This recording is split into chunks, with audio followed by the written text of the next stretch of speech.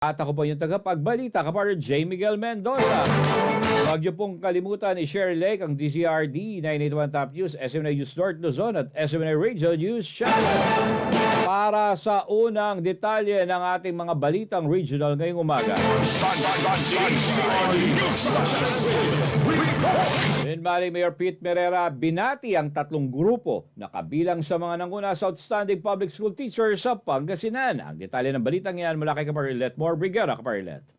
Binati ni Binmali Mayor Pete Merera ang tatlong guro mula sa iba't ibang pampublikong paaralan sa bayan ng Binmali matapos mapabilang sa mga outstanding public school teachers sa lalawigan ng Pangasinan. Ito ay sa isinagawang 2024 Search for Outstanding Public School Teachers ng School Division Office 1 Pangasinan noong nakaraang September 30, 2024. Kabilang sa mga guro ay sina Johnny S. Corrales mula sa Maybay Elementary School bilang first place sa Outstanding Elementary Reading Teacher in English. Nakamit naman ni Emeline E. Fernandez ang pangatlong pwesto bilang Outstanding Teacher in Humanities and Social Science 1B. Si Fernandez ay mula sa Minmali School of Fisheries. Habang si Christine M. Fernandez ng Dulag National High School naman ay first place sa Outstanding Junior High School Mapping Teacher. Ayon kay Mayor Pete Merera, ipinagmamalaki ng bayan ang tatlong gurong nagkamit ng parangal at pinasalamatan ang mga ito dahil sa mabuting impluensya na ibinigay ng mga komunidad ng Minmaloy.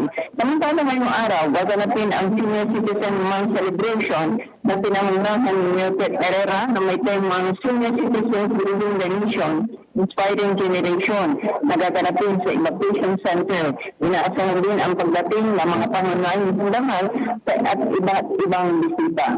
Para sa Diyos at Pilipinas kong mahal, kapartner, Ilet Moro Brigera, kapartner mo sa palita at sa edisyo.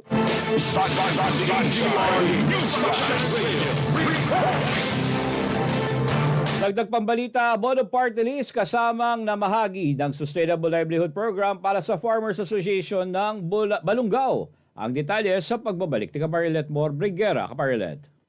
Kasamang namahagi ang Abono Party List sa pangunguni ni Congressman Robert Escom Estrella ng Sustainable Livelihood Program o SLP sa Farmers Association sa bayan ng Balungaw, Pangasinan.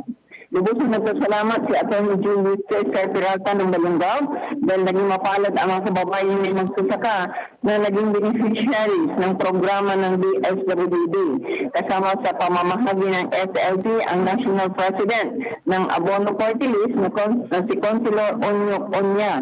Binati naman ni Peralta ang mga kababayang miyembro ng Farmers Association na naging beneficiaryo ng SLP at anya sana ay maging makabuluhan at magbunga ng kabutihan sa mga magsasaka ang biyayang kanilang natanggap. Para sa Diyos at Pilipinas ng mahal, kapartner, Ilet Moro Brigera, kapartner mo sa balita at servisyo.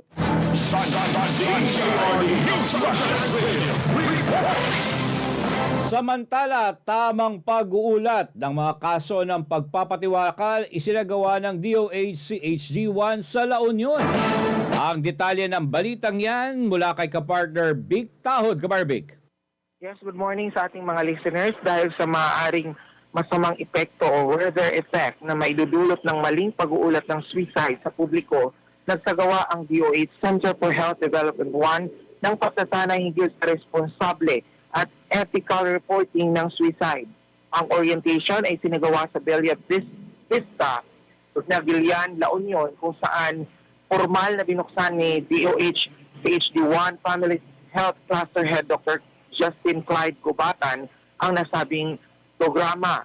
Ito ay pinangunahan ng DOH CHD1 team kasama sina Senior Health Program Officer Mr. Erwin Baclig Jr. at ni Ms. Gab Dumo, Health Program Officer 2, kung saan dumalo din rito o dito si Dr. Ruel Bobis, Medical Officer ng Kagawaran. Sunshine News Blast! Ang hindi factual na pag-report ng suicide ay nakakapagpataas ng risk ng iba pang suicide. So ayon po sa mga pag-aaral, kapag ang isang kabataan na meron na pong chance o may risk na po na siya ay magpakamatay, ay nakakita, nakarinig ng report sa mga media natin na meron pong ganitong klase at yung pagkaka-report ay hindi ethical, hindi factual, mas tumataas yung kanyang risk na ituloy yung kanyang pagpapakamatay. Nakiisa naman dito sa pagsasanay ang iba't ibang health officers sa 4 na lalawigan ng Region 1, kasama na ang DepEd at media entities sa Region 1.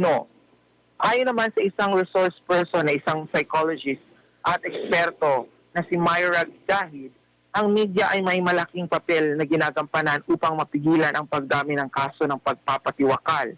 Kasama na rito ang tamang pag-uulat para mabigyan ng respeto ang pamilya at nasawi at upang hindi gayahin ng mga nakikinig o manonood, lalo na ng mga bata.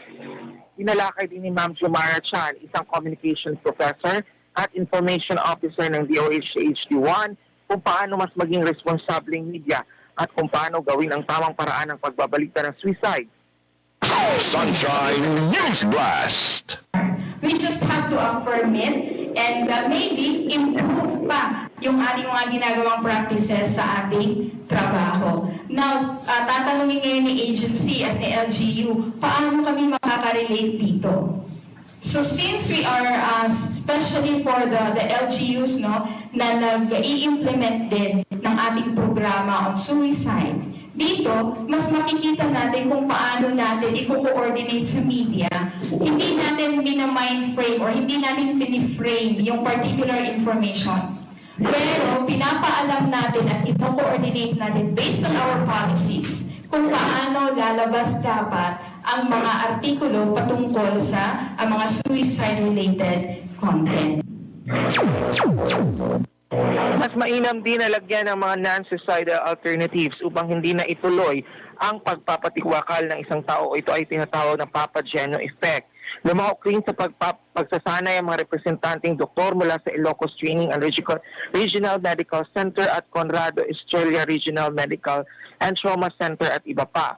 Samantala sa mga nakararanas ng mental, emotional, and psychological issues, maaaring tumawag sa 0917-899-872-8727 for Globe and TM subscribers at 0908-639-2672 naman para sa Smart and TNT subscribers. Para sa Diyos at sa Pilipinas kong mahal, bitahod ka partner mo sa balita at servisyo.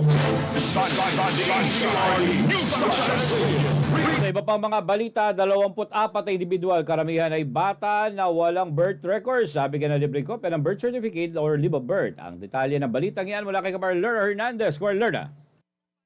Nabigyan ng libreng kopya ng Certificate of Live Birth at 24 na individual, karamihan ay bata na wala pang birth record sa Dagupan City. Ito ay sa ilalim ng pamilyang rehistrado, kinabukasan ay sigurado. Program ng LGU Dagupan sa panguna ni Mayor Belen T. Fernandez. Ginanap ang turnover ng birth certificate sa Indicent Dagupeños kahapon, October 3 sa City Hall sa tulong ng local civil registry office na pinangunahan ni Atty. Chris Estada, City Legal Office ng pinangunahan ni Atty. Aurora Valle, HRMO Head Attorney Froilan Fermil at ng City Population Office na pinangunahan ni Malen Bernadette Pilon. Pahayag ni Mayor Belen Fernandez, bukas ang gobyerno para matulungan ang mga kapuspalad na mabigyan ng libre at walang bayad na late birth registration at legitimation services.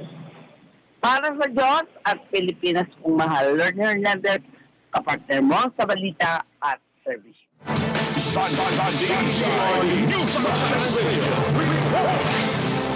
Samantala, bayan ng Bidalonan naglunsad ng fan walk and Zumba fitness session sa mga senior citizen bilang pagdiriwang ng National Filipino Elderly Week 2024. Ang detalye ng balitang yan, alamin naman natin kay Kapatid Sheila Balo. Kapatid Sheila.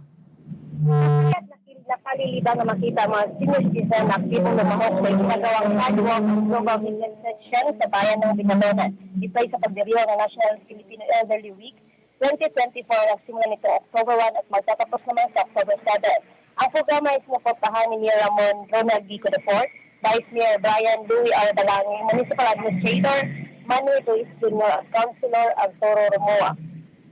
Pinangasuwaan naman ang aktibidad ng MSWDO OSCA na sa panguna ni Francisco Gico Jr. ng Federation of the Senior Citizens of the Philippines Binalunan Chapter. Nauna naman sa pagsayaw ng Zumba ang Binalunan Seniors and Junior Dance Fitness Group of Binalunan. Maliban sa fun walk at Zumba fitness session ay nagkakaroon din ng cultural performance ang mga senior citizens ng Binalunan at recognition ceremonies sa nalaging araw ng National Filipino Elderly Week 2024. Para sa Diyos sa Pilipinas kung mahal, siya balik sa partner mo sa Balita at Solution.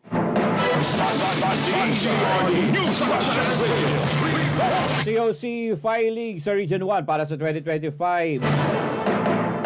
Midterm election, tuloy-tuloy sa kabila ng panalasa ng Bagyong Mulyan. Ilang incumbent officials sa Pangasinan na pakapaghain na ng kandidatura sa unang 2 araw ng COC filing. At yan ang aking balita.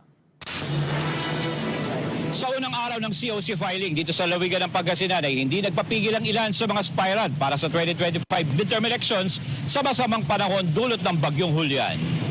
Pinakaunang naghain para sa kanyang muling pagtakbo bilang board member si BM Philip Theodore Cruz ng 2nd District ng Pangasinan sa Comelec Provincial Office sa sinundan ni Kong Ramon Gico Jr.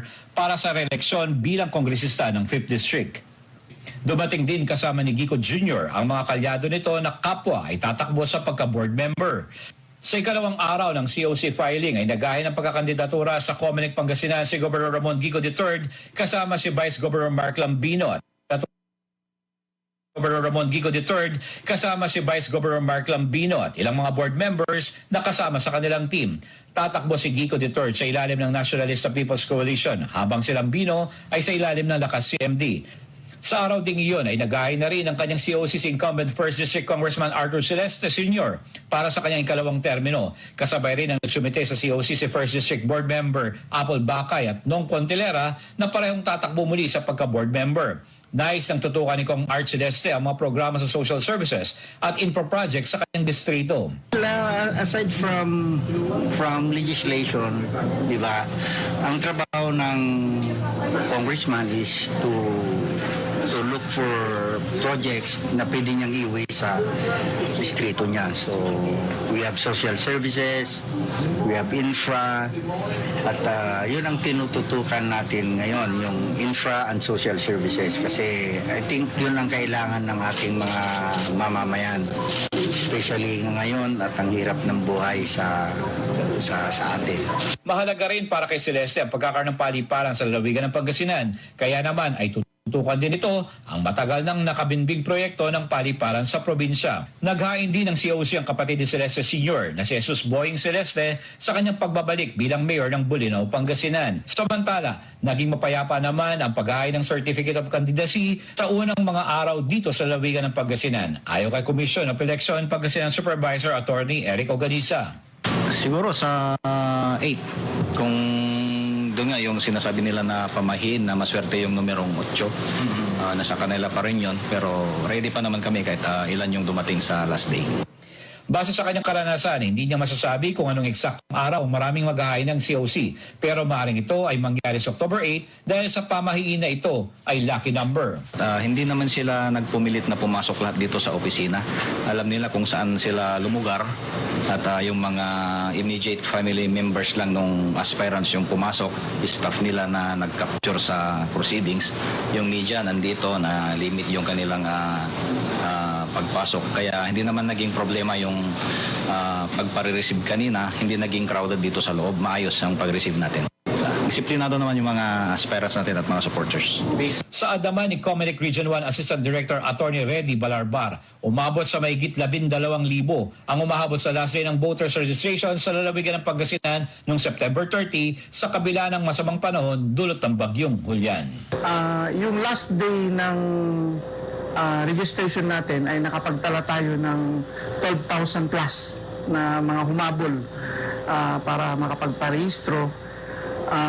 Then tuloy-tuloy yung trabaho, but in spite of the rain pala and flood, yung Bagyong Julian, humabol yung ating mga kababayan noong September 30. Paalala naman ni Atty. Reddy Balarbal sa mga kandidato na mahilig sa last minute sa paghain ng COC. Huwag nilang ipaabot sa huling araw dahil meron anyang pagkakataon na hindi inaasahan na maaaring magdulot ng aberya sa ahensya o sa pagkakandidatura. Para sa Diyos at Pilipinas kumahal. J. Miguel Mendoza, SMNA News, North Luzon. Kaugnay pa rin sa balitang yan, COMELEC naglabas ng abiso kaugnay sa pagbabago ng mga lugar ng paghain ng COC sa dalawang bayan ng Pangasinan. Ang detalye sa pagbabalik ni Kaparlo Lorna Hernandez. Kaparlo Lorna.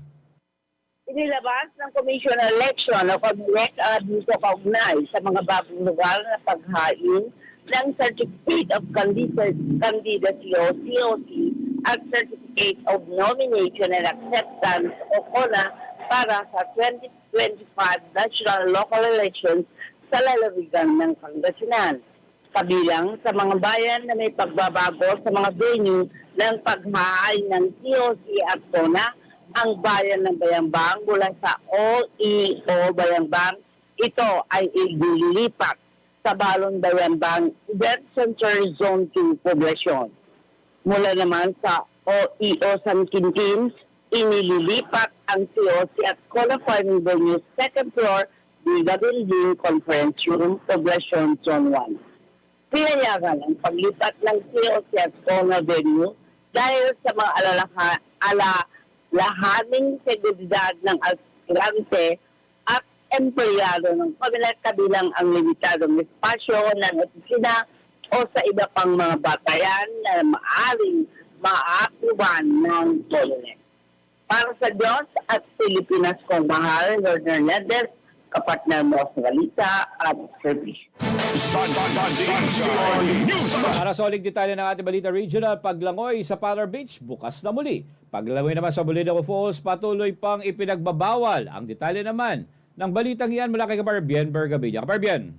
Yes, good morning kapartner. Ipinapaalam sa publiko ng Bulinaw Tourism Office na bukas na muli ang paglangoy sa Patar Beach. Gayun pa man, mahigit na pinapayuhan ang mga naligo na manatili malapit sa baybayin dahil ang malalakas na agos at biglaang pagtaas sa tubig ay maaaring magdulot ng panganib sa mas malalim na bahagi ng dagat. Dagdag pa ng Bulinaw Tourism, mas ligtas ang paglangoy sa mababaw na lugar kung saan madali lamang makatatayo at makakabalik sa dalampasigan. Samantala, patuloy na ipinagbabawal ang paglangoy sa Bulinaw Falls dahil sa nakaraang sama ng panahon. Ang hakbang na ito ay para sa kaligtasan ng lahat na buwibisita sa lugar. Pinaalalahanan din ang publiko na sundin ang mga lokal na patakaran para sa isang ligtas at kasiyasiyang karanasan. Para sa Joseph Petias Kumuhat, si Glenn Bergabilla, kapat mo sa balita at servisyo. Sunshine.